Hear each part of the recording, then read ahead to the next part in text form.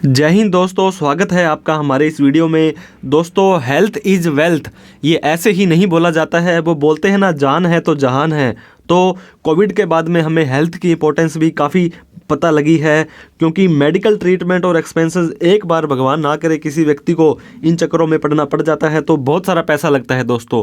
तो लेकिन इस वीडियो में हम आपको बताने वाले हैं इनकम टैक्स डिपार्टमेंट के अंदर अगर आप हेल्थ इंश्योरेंस के बारे में, अपने ट्रीटमेंट के बारे में कुछ खर्चा करते हैं, आप अपने पेरेंट्स के ऊपर कोई खर्चा करते हैं, तो कौन कौन सा खर्चा कब कब आपको अलाउ होता है, इन सभी के बारे में हम इस वीडियो में डिस्कस करने वाले हैं।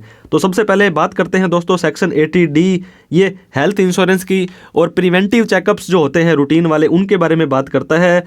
इनकम टैक्स का जो दोस्तों हेल्थ इंश्योरेंस प्रीमियम इंडिविजुअल या एचयूएफ है, वो ही दो ही लोग इसको छूट ले पाएंगे। कंपनी, एलएलपी, पार्टनरशिप को 80D की छूट नहीं मिलती है। मैक्सिमम छूट आप इस यहाँ पे 1 लाख रुपए की ले सकते हैं। 1 लाख रुपए की छूट लेने के लिए दोस्तों आपको और आपके पेरेंट्स को दोनों को इसमें इन्वेस्टमेंट करनी पड़ेगी, और दोनों की एज अगर 60 साल से ज़्यादा है तो आपको ये जो है 1 लाख की छूट मिलेगी। अदरवाइज दोस्तों आपको डिपेंड करता है कि आपकी एज कितनी है, 60 साल से कम है या ज़्यादा है, उसके अकॉर्डिंग यहाँ पे छूट मिलती है। Deduction is available on payment. जब आप पेमेंट करेंगे, आपने हेल्थ इंश्योरेंस तो ले लिया और 2 साल उसकी किस्त ही नहीं भरी, तो आपको कोई भी छूट नहीं मिलेगी। जिस साल आप पेमेंट करेंगे उस साल आपको छूट मिल जाएगी। प्रिवेंटिव हेल्थ चेकअप के ऊपर भी डिडक्शंस होती है दोस्तों, 5,000 रुपये तक वो भी आप छूट ले सकते हैं।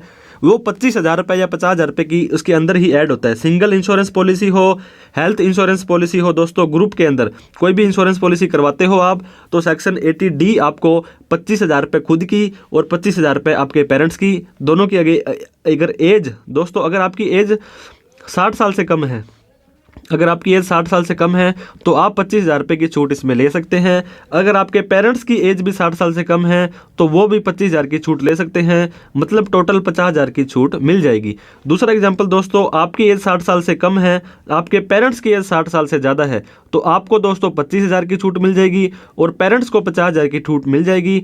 टोटल 75,000 की छूट आप ले सकते हैं। तीसरा केस दोस्तों, आपकी एज भी 60 साल से ज़्यादा है और आपके पेरेंट्स की भी एज 60 साल से ज़्यादा है, तो दोनों को 50,000 की छूट मिल जाएगी।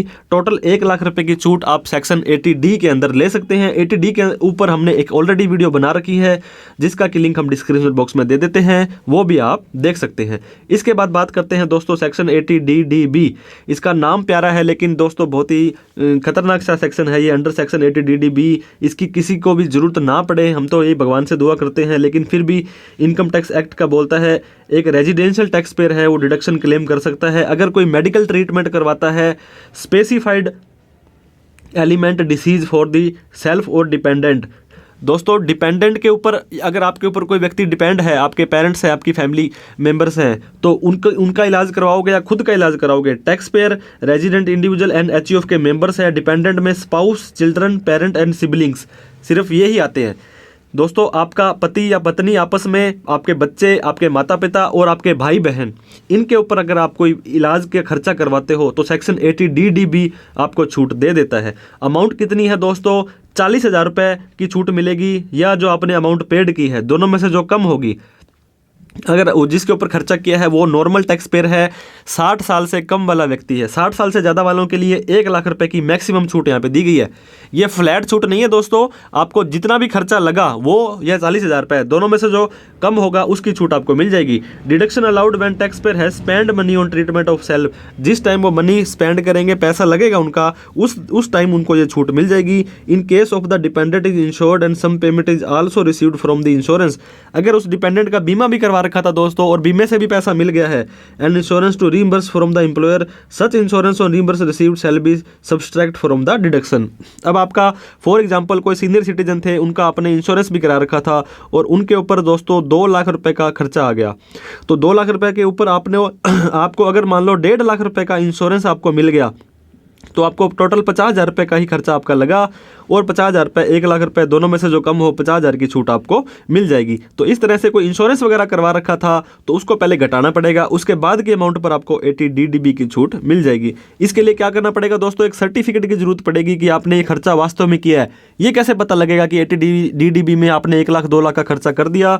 The certificate can be taken from A specialist. जिस बीमारी का दोस्तों इलाज करवाया है वो बीमारी हम डिस्कस करेंगे।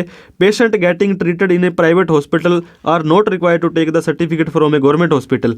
अगर आपने किसी प्राइवेट हॉस्पिटल से दोस्तों इलाज करवाया है तो गवर्नमेंट हॉस्पिटल से आपको लेने की जरूरत नहीं है। Patient receiving treatment in government hospital have to take certificate from any specialised working full time hospital. Such specialist must have a post graduate degree और जनरल मेडिकल और equivalent degree which is recognised by the medical council of India. मतलब जो भी आपको certificate देंगे उनके पास post graduate degree या एक जो मेडिकल साइंस के अंदर ये डिग्री होनी चाहिए, तभी वो आपको सर्टिफिकेट दे पाएंगे कि 80 DDB की छूट आपको मिल रही है। अदरवाइज आपको 80 DDB की छूट मिलने में दिक्कतों का सामना करना पड़ सकता है। द सर्टिफिकेट के अंदर क्या क्या होना चाहिए? नाम, उम्र उस पेशेंट की जिस व्यक्ति का इलाज करवाया गया है सेक्शन 80 DDB के अंतर्गत, उसका यहाँ पे नाम, पता, एड्रेस होना चाहिए, name, address, registration number and the qualification of the issuing. जो डॉक्टर है उस सर्टिफिकेट को इशू कर रहा है उसका नाम, पता, उसका भी रजिस्ट्रेशन नंबर वहाँ पे होना चाहिए। If the patient receive the treatment in the government hospital it should also have the name of the address of the government hospital का नाम, पता भी होना चाहिए अगर आप हॉस्पिटल से वहाँ पे करवा रहे हैं तो। इसके बाद में डिसीज और मेडिकल जो प्रॉब्लम्स थी 80 DDB के अंदर कौन कौन सी यहाँ पे काउंट होती है? Neurological disease where the disability level is certified to be 40% और मोर। ये दोस्तों इतनी बीमारियां ये आप देख सकते हैं। इसके बाद में malignant cancer, full blown acquired immuno, इस तरह की बीमारियां दोस्तों किसी को भी ना लगे, लेकिन इनमें से कोई भी बीमारी का ट्रीटमेंट करवाते हैं तो सेक्शन 80 DDB के अंदर मैक्सिमम 1 लाख रुपए की छूट आप ले सकते हैं। अगर आप 30% के टैक्स स्लैब में आते हैं तो 1 लाख का 30% आपका 30,000 रुपये का टैक्स है यहाँ पे बचने वाला है। तो इस तरह से दोस्तों सेक्शन 80D और 80 DDB के अंदर आप अपने हेल्थ से रिलेटेड कोई खर्चा करते हैं तो वहाँ पे डिडक्शंस है, छूट से ले सकते हैं। लेकिन फिर मैं बोलता हूँ, भगवान से दुआ करता हूँ सेक्शन 80D DDB की आपको ज़रूरत ना पड़े, आप तंदुरुस्त रहें, स्वस्थ रहें और आप बिल्कुल ही अच्छे से रहें। तो वीडियो अच्छी लगी हो तो इसे लाइक करें, चैनल को सब्सक्राइब नहीं किया अभी तक तो सब्सक्राइब कर लें, क्योंकि इस तरह की इन्फॉर्मेटिव वीडियो आपके लिए हम लाते रहते हैं। थैंक यू सो मच दोस्तों। जय हिंद, जय भारत।